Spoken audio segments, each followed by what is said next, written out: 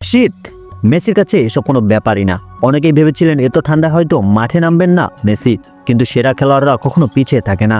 আজ আমরা জানবো ইন্টার মায়ামি বনাম স্পোর্টিং ক্যান্সাস সিটির রোমাঞ্চকর ম্যাচের বিশ্লেষণ। প্রথমে ম্যাচটি হওয়ার কথা ছিল গতকাল, কিন্তু ক্যান্সাস সিটিতে তীব্র ঠান্ডার কারণে এটি একদিন পিছিয়ে যায়। তুষারপাত ও রেকর্ড ঠান্ডার কারণে বুধবার ম্যাচটি বাতিল করা হয়। শেষ পর্যন্ত বৃহস্পতিবার সকালে বাংলাদেশ সময় 7টায় ক্লাস শুরু হয়। ক্যান্সাস সিটিতে তাপমাত্রা ছিল -15 ডিগ্রি সেলসিয়াস। এমন প্রতিকূল আবহাওয়া সত্ত্বেও মেসি ও ইন্টার মায়ামি মাঠে নেমে পুরো 90 মিনিট যুদ্ধ করলেন জয় ছিনিয়ে নিতে। প্রথমার্ধে ইন্টার মায়ামি আক্রমণাত্মক শুরু করলেও গোলের সুযোগ কাজে লাগাতে ব্যর্থ হয়। বিশেষ করে লুইস সুয়ারেজ ও জোসেফ মার্টিনেজ বেশ কয়েকটি ভালো সুযোগ পেয়েছিলেন, কিন্তু স্পোর্টিং ক্যান্সাস সিটির রক্ষণভাগের সামনে বারবারই আটকে যান। মেসির ড্রিবলিং ও প্লেমেকিং ছিল দুর্দান্ত, তবে প্রথমার্ধে গোলের দেখা মেলেনি।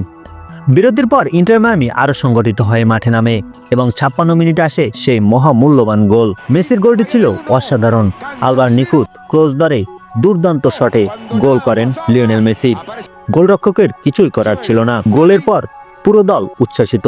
মেসি শীতের মধ্যে তার সেলিব্রেশন করতে ভুললেন না। ইন্টার মায়ামি এখন প্রস্তুত পরবর্তী ম্যাচের জন্য। তাদের লক্ষ্য MLS কাপ জেতা এবং কনকাকাফ চ্যাম্পিয়ন কাপে ভালো করা। এই ম্যাচে আবারও প্রমাণ করলো মেসি শুধু একজন খেলোয়াড় নন, তিনি ফুটবলের জীবন্ত কিংবদন্তি। আপনার মতামত কি? মেসি কি ইন্টার মায়ামিকে শিরোপা এনে দিতে পারবেন? কমেন্টে জানান। ভালো লাগলে লাইক, শেয়ার এবং চ্যানেলটি সাবস্ক্রাইব করবেন। ধন্যবাদ। দেখা হবে পরবর্তী ভিডিওতে।